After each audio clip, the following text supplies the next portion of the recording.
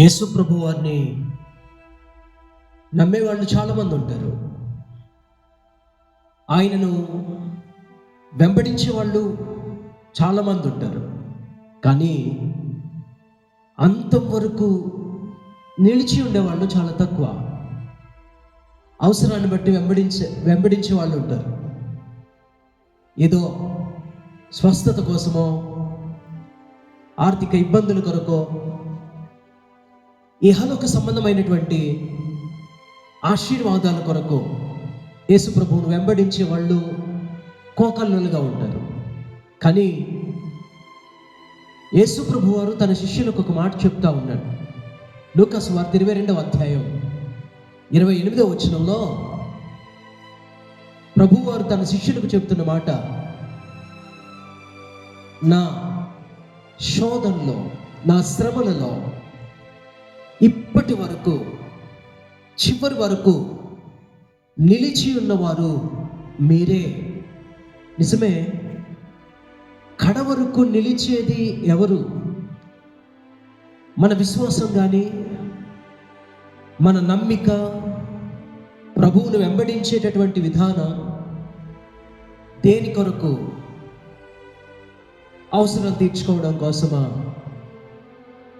యేసు ప్రభు వారు పరిచర్య చేస్తున్నటువంటి దినాల్లో అద్భుత కార్యాలు, ఆశ్చర్య కార్యాలు, మహత్కార్యాలు, స్వస్థత కార్యాలు ఆయన జరిగిస్తూ ఉంటే, 5 రొట్టెలు 2 చిన్న చేపలు ఎంతో వేల మందికి ఆయన భోజనం పెడుతుంటే, భోజనం చేయడం కోసం వెంబడించిన వాళ్ళు కొందరు, స్వస్థతలు, అద్భుతాలు పొందుకోవాలని ఆశించి ఆయన వెంబడి తిరిగే వాళ్ళు కొందరు. ఇలా చాలామంది ఆయనను వెంబడించినట్టుగా వాక్యం మనం చూస్తున్నాం. పరిశుద్ధ గ్రంథంలో మార్కు సువార్త 5వ అధ్యాయం 24వ వచనంలో బహు జన సమూహములు ఆయనను వెంబడించిరి అని వాక్యం రాయబడింది. జన సమూహములు అని అంటే ఎంతమందో.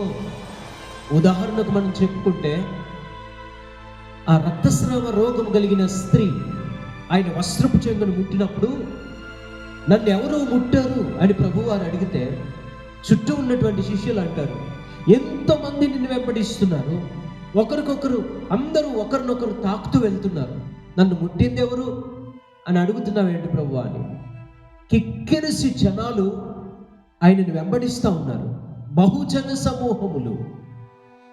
రానున్న కొలది ఆ జనాలందరూ వెనకైపోయారు. మరలా యోహాను సువార్త 6వ అధ్యాయం 2వ వచనంలో బహుజన సమూహములు ఆయనను వెంబడించారట. అలా కొద్ది కాలానికి లూకా సువార్తకు 10వ అధ్యాయం 1వ వచనం, 17వ వచనం మనం చదివితే 70 మంది శిష్యులు, బహుజన సమూహములు కాస్త 70 మంది వెంబడించే వాళ్ళు అయ్యారు. ఆ 70 మంది ప్రభువును వెంబడిస్తూ ఉన్నారు. ఆఖరికి 12 మంది మిగిలారు.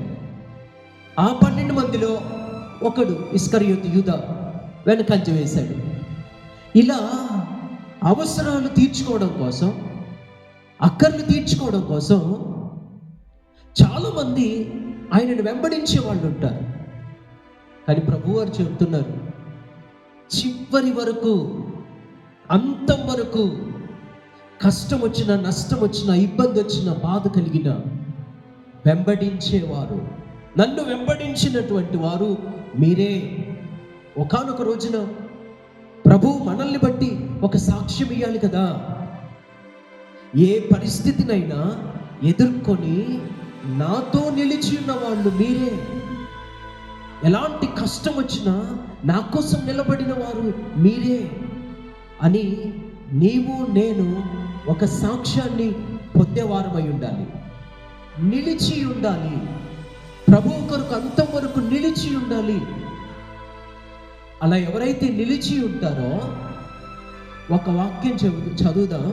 రాజులు 2వ గ్రంథంలో 19వ అధ్యాయం, రాజులు 2వ గ్రంథం 19వ అధ్యాయం 30వ వచనాన్ని ఒకసారి చదువుదాం. 30వ వచనం. యూదా వంశంలో తప్పించుకునిన శేషము ఇంకను క్రిందికి వేరు తన్ని మీదికి ఎదిగి ఫలించును. ఒక శ్రేష్టమైనటువంటి వాక్యం. శేషించిన వారు, మిగిలినటువంటి వారు. కొంతమంది వరదల్లో అంటే కష్టం వచ్చినప్పుడు తొలగిపోయేవాళ్ళు, శోధనలు వచ్చినప్పుడు తొలగిపోయిన వాళ్ళు, వ్యాధులు వచ్చినప్పుడు తొలగిపోయిన వాళ్ళు, వారు ఆశించింది దొరకకపోతే కొట్టుకొని పోయే వాళ్ళు ఉంటారు. అందుకే నా మాట విని నన్ను పంపిన వాని యందు విశ్వాసం ఉంచాలి వాక్యం చెప్తుంది. ఈ నా మాటలు విని వాటి చొప్పున చేయి ప్రతివాడు బండ మీద తన ఇల్లు కట్టుకుని బుద్ధిమంతుని పోలి ఉంటాడు. వాన కురిసిన, వరదలు వచ్చెను, గాలి విసిరి ఆ ఇంటి మీద కొట్టెను, కానీ అది పడలేదు. కారణం ఏంటంటే అది బండ మీద వేయబడింది కనుక.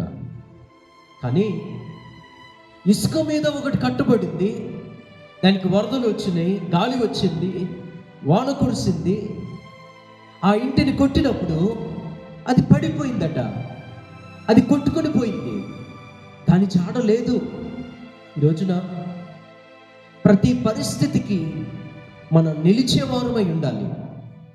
ఏదో అవసరానికి ప్రభు నమ్ముకోవడమో, నా మనశ్శాంతిని బట్టి, నా స్వస్థతను బట్టి, నా ఆశీర్వాదాన్ని బట్టి, నాకు కలిగిన ప్రతిదాన్ని బట్టి ప్రభువును వెంబడించడమో కాదు. కానీ ఏ పరిస్థితి వచ్చినా శేషము నేనై ఉండాలి. మిగిలిన వారిగా మనం ఉండాలి. మనము శేషమై ఉండాలి. మనం మిగలాలి. ఆ మిగిలితే ఎవరైతే మిగులుతున్నారో, ఎవరైతే ప్రతిదాన్ని తట్టుకొని నిలబడుతున్నారో, ఎవరైతే ప్రతిదానికి ప్రార్థనా బలము చేత ప్రభు మీద నమ్మకం ఉంచి నిలబడుతున్నారో, నిలిచి ఉన్నవారు వారు ఏం చేస్తారని వాక్యం చెబుతుంది. శేషము ఇంకను క్రిందికి వేరు తన్నుతుంది. చెట్టు చూడండి, వేరు ఎంత బలంగా ఉంటే, ఎంత వర్షం, ఎంత గాలి తుఫాన్ వచ్చినా ఆ చెట్టు పడదు కదా. అలా వేరు తన్నుతారట. వేరు తన్నడం. ఎవరు వేరు తన్నేవాళ్ళు అని అంటే నిలిచి ఉన్నవారు వేరు తన్నుతారు. అంటే మనం వేరు లోతైన అనుభవంలో ఉంటుంది. అది పడిపోయేది కాదు. లోతైన వేరున్నప్పుడు వారు బహుగా ఫలిస్తారు కూడా. నిలిచి ఉన్నవారు క్రిందికి వేరు తన్నుతారట. వారి వేరు బలముగా అవుతుంది. వారి యొక్క పునాది స్థిరపరచబడుతుంది. వేరు కిందికి వేరు తన్ని మీదికి ఎదుగుతారు. మీదికి ఎదిగి ఫలిస్తారు అని వాక్యం చెప్తుంది కదా. ఎంత శ్రేష్టమైన మాట. ఈ దినాన మన వేరు క్రిందికి తన్నాలి. ఈ చెట్టు ఎదగాలి, ఎదిగి ఫలించాలి. క్రిందికి బలం ఉండాలి, పైన బలం ఉండాలా.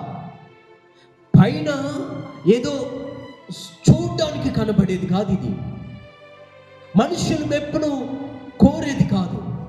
ఇది ఎదుగుతుంది, బలంగా ఎదుగుతుంది, బలంగా ఎదిగి ఫలిస్తుంది.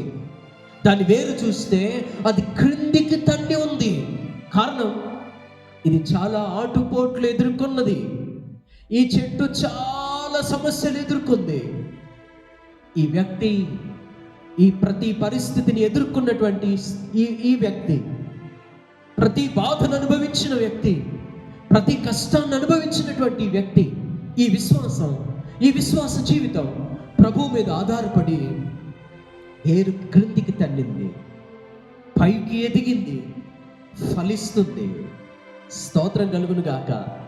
ప్రియమైన వారులారా, మనం క్రిందికి వేరు తన్నే వారమై ఉండాలి. మన వేరు స్థిరపరచబడును గాక, మన వేరు బలపరచబడును గాక, మనము పైకి ఎదిగి ఫలించుదము గాక.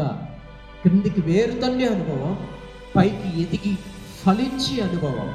ఈ స్థితిలో ఉన్నామా? లేకపోతే కష్టం వచ్చిందనో, బాధ వచ్చిందనో, దేవుడు అడిగింది ఇవ్వలేదనో, లేకపోతే ఏదో పరిస్థితులు ప్రభావం వలన జారిపోతున్నామా, పడిపోతున్నామా, విశ్వాసాన్ని కోల్పోతున్నామా? ఈ దినాన శేషించిన వారు క్రిందికి వేరు తన్నుతారు, శేషించిన వారు ఎదుగుతారు, ఫలిస్తారు. మనం మిగలాలి. ప్రభు వచ్చే వరకు మనం మిగలాలి. ప్రభు వచ్చే వరకు మనం నిలిచి ఉండాలి, స్థిరపరచబడి ఉండాలి. స్థిరపరచబడి క్రిందికి వేరు తన్ని పైకి ఎదిగి ఫలించే అనుభవాన్ని ప్రభు మనందరికీ అనుగ్రహించునుగాక. ఆమేన్.